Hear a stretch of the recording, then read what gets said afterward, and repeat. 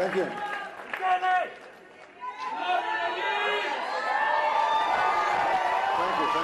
you very much. Gracias, gracias. You're a true leader. Thank you. Gracias, muchas gracias, muchas gracias. Thank you, everyone. Thank you, everyone. Thanks. That's all I see. Thank you. That's all I see. Thank you.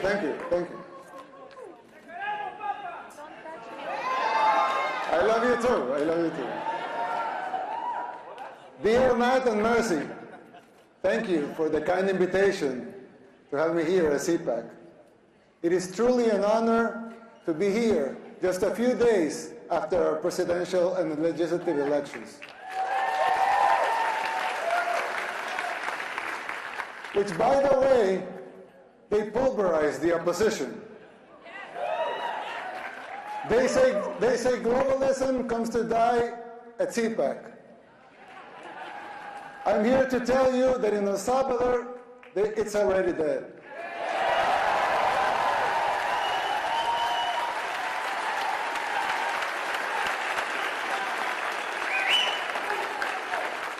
But if you want globalism to die here too, you must be willing to unapologetically fight against everything and everyone that stands for it. Fight for your freedoms. Fight for your rights. The next president of the United States must not only win an election, he must have the vision, the will, and the courage to do whatever it takes. And above all, he must be able to identify the underlying forces that will conspire against him. These dark forces are already taking over your country.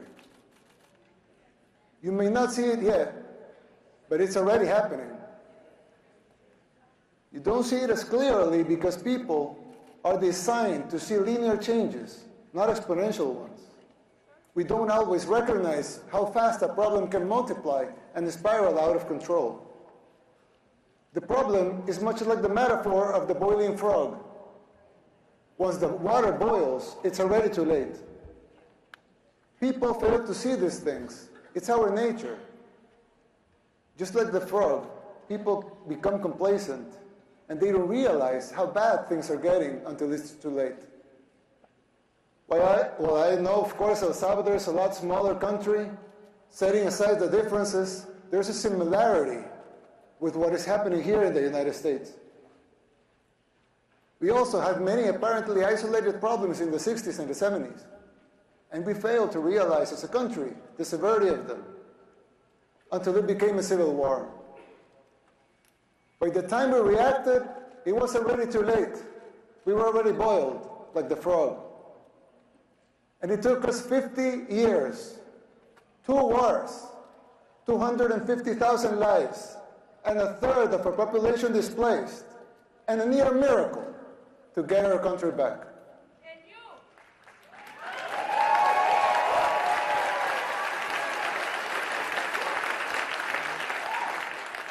As your friend, I want to issue this warning so you don't make the same mistakes we did in the 60s and the 70s. It is not easy to pull yourself back once you're in boiling water. In fact, all the experts said it was impossible. And besides, you don't want to wait 50 years and maybe hope for a miracle to get out of hell. You can still jump before the water boils. Some might say I'm exaggerating, but we can clearly see the signs of a declining society because our own hit rock bottom decades ago. It's like when we see someone getting sick. First, it's maybe just stomachache, or a headache, or a small fever. But if you don't deal with the disease, it will only get worse, and then it may be too late. Even after our first war in El Salvador, we failed again to look into the signs of the second civil war that was coming, the gang war. After 1 million people fled the first war, A lot of them came to live in ghettos here in the United States, where the gangs were formed. When former President Clinton deported a lot of those gang members without telling us they were gang members, they were criminals. They roamed free and recruited young people, thousands of young Salvadorans, to join the gangs. At first, they seemed like petty criminals, but they began to change and transform until they became the unscrupulous terrorists that we know today. Most of them even perform satanic rituals, and this has been well documented. The government back then didn't deal with the disease, nor did the next administration, nor did the ones after that. The disease that had begun with mild symptoms got worse and worse. It became a cancer that seemed incurable. We are already seeing these symptoms in the United States. Big cities in decline, like Baltimore, Portland, New York, just to name a few. Places where crime and drugs have become the daily norm, and even accepted and promoted by the government. How many young people have you lost to the streets of Philadelphia or San Francisco, to fentanyl? Did we see these apocalyptic sights 15, 10, 5 years ago?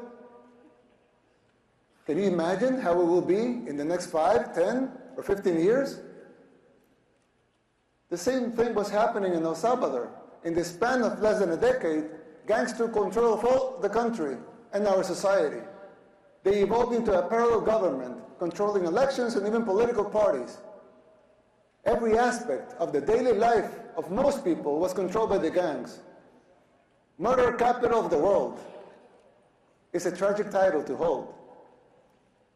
Getting rid of that was the bare minimum we had to achieve in order to even start thinking about rebuilding our country.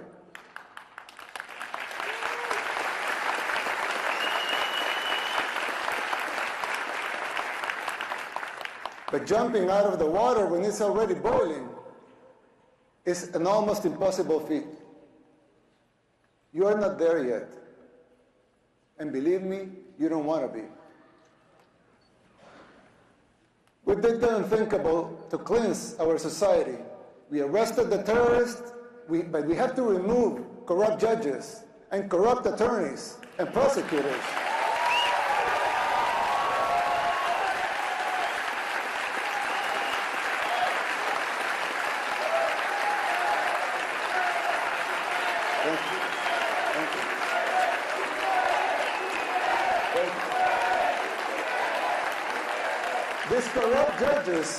These corrupt judges and prosecutors were setting the gang members free.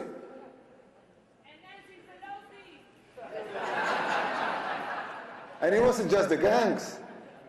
The corrupt system worked in tandem with the so-called international community, the NGOs, and of course the fake news, just like it happens here in the United States. Unelected bureaucrats are trying to instate public policy. Who elected them? They don't have a democratic mandate. If they want a seat in the table, they should run for office. Let the people vote. It will not be a pretty sight for them if the elections are free and fair. I mean, who elected Soros to dictate public policy and laws? Why does he feel entitled to impose his agenda? Let me tell you something.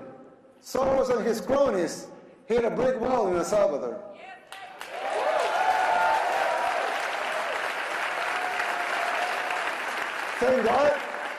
Thank God, another glory be to him, Salvadorans are now immune to his influence. No one believes his lies anymore over there. We just had free and fair elections. And we won in a landslide with more than 84% of the vote.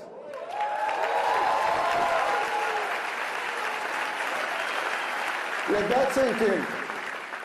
More than 84% of the people voted to continue our policies. Our victory is unprecedented in the history and modern democracies in the world. They also gave us a supermajority in Congress, more than that, 54 seats out of 60.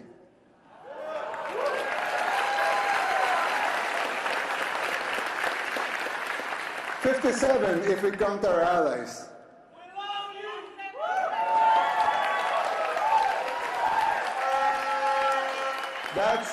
That's 95% of Congress. Let that also sink in. The people of El Salvador have woken up, and so can you.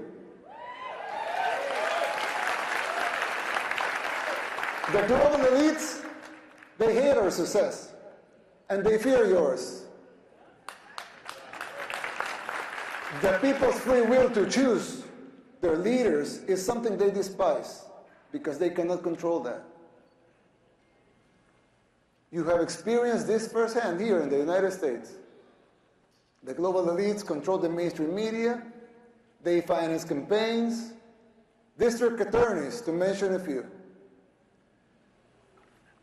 They abuse their powers. They persecute political opponents. In El Salvador, we don't weaponize our judicial system to persecute our political opponents. A practice that may sound familiar to you, but we don't do that there. And who's the dictator? The global elites in the media, they work in conjunction, they run some stories and publish them, same pictures to reinforce their agendas. You're no strangers to that here in the United States. We deal with that in El Salvador too. That is the free press that they talk about? Please. I always criticize the defenders of institutionalism. Not because I don't think strong institutions are paramount and necessary for a democracy, but because I find them very hypocritical. They don't seem to have the same standards for themselves as they are trying to impose on others.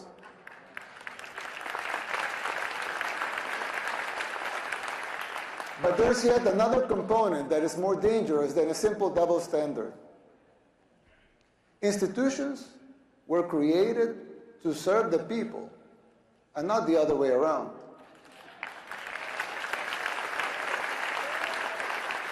Somewhere along the way, those people forgot their fundamental purpose, which is more important than the institution itself. When the judicial system was created, it was created out of the necessity to bring justice. But now, it seems like survival and control of the judges, of the AGs, among others, are paramount. And the need to bring justice is merely a little more than an afterthought. Another example, the police was created to bring law and order. Let them seek law and order then. But now some of them are even afraid to do their job because they fear the consequences for doing it. They should be encouraged to fulfill their foundational roles without fear of repercussions that distract them from their missions.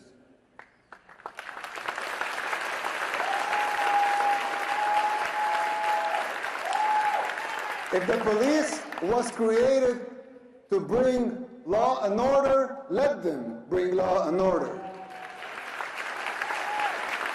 If the judicial system was created to bring justice, let them bring justice.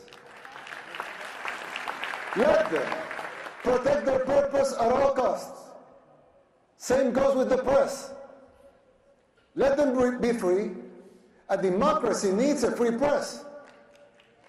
But to enjoy that membership, you must adhere to your duty as a reporter. Report the facts. Don't be a puppet of those who finance you or finance the organizations that you work for.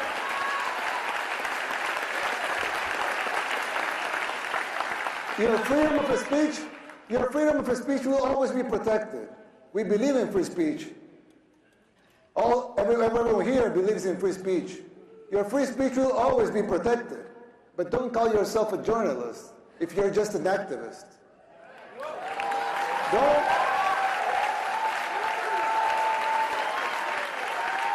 Don't call yourself independent if you depend in open society. Sarah's NGO for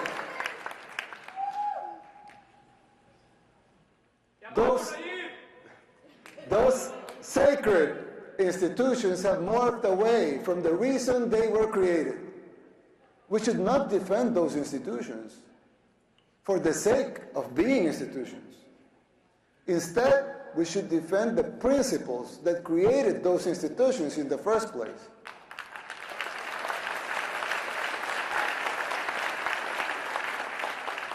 It's troubling to see that this is happening everywhere. Not only in El Salvador and the United States, it's happening everywhere. But even here, in the United States, in the most powerful country in the world, even here, it's happening. America should listen to these words, not because the El Salvador model should be replicated here, but because these specific examples apply to any nation that has lost or is losing its way.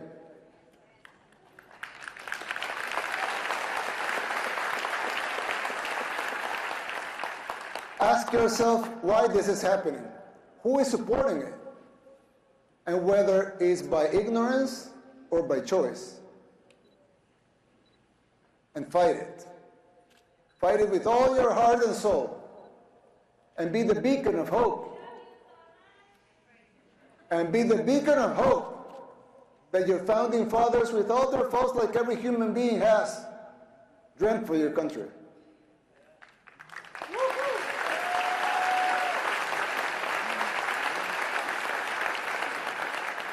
Fight for your freedoms, for your rights. Fight for the original purpose of these institutions and not their mere existence. It's still not too late. It can be done. It is time to erase these new paradigms that have been imposed in the recent years that make no sense. If you just free your minds from those invisible chains, you could do it.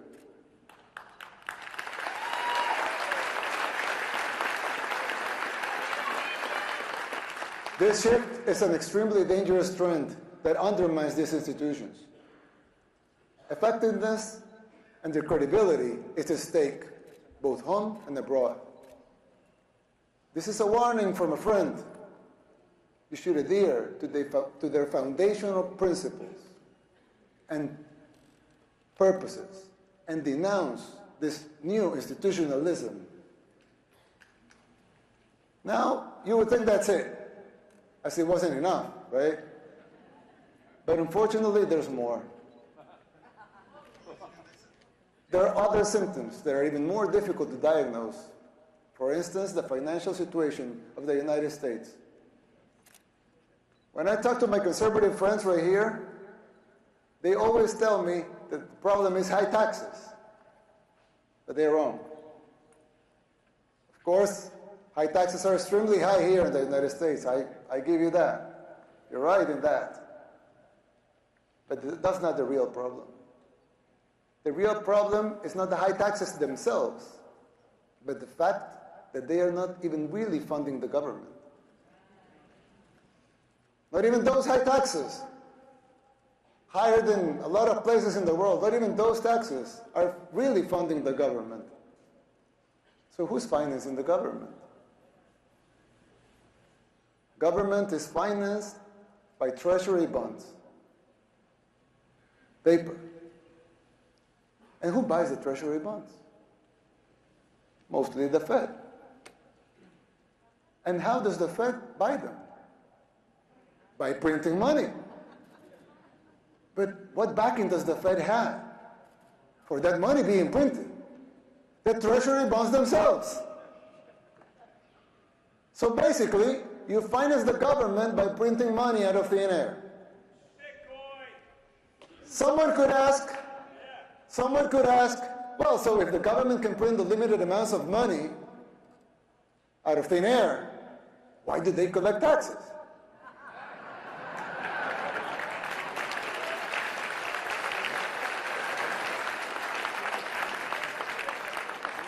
I mean, in theory, it would make sense, right? If they can print unlimited amounts of money, why would they need taxes for? The answer is simple, but it's very shocking. The real problem is that you pay high taxes only to uphold the illusion that you are funding the government, which you are not. It's shocking, but it's true. The government is funded by money printing, paper backed with paper, a bubble that will inevitably burst. The situation is even worse than it seems, because if most Americans and the rest of the world were to become aware of this farce, confidence in your currency would be lost, the dollar would fall, and the Western civilization with it. If the next president of the United States doesn't make the necessary policies and structural changes, sooner or later that bubble will burst. There's still time. You don't have to make the same mistakes we did in the 60s and the 70s.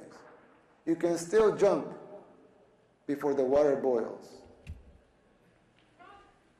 Winning the election isn't enough to solve these problems.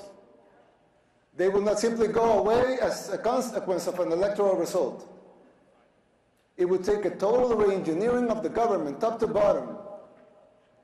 It will entail making difficult decisions, like the ones we made in El Salvador since 2019, and they're already paying off.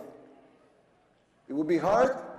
The system will push back, but you have the right to determine your own fate.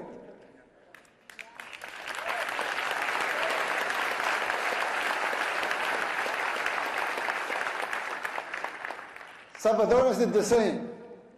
The decision for the direction of our nation was ours, and it continues to be ours. We didn't tolerate being told what to do.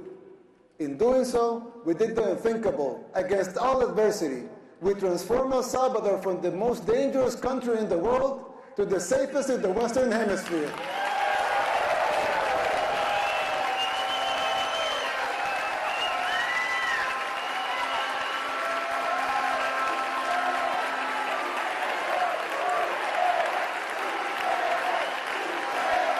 Thank you.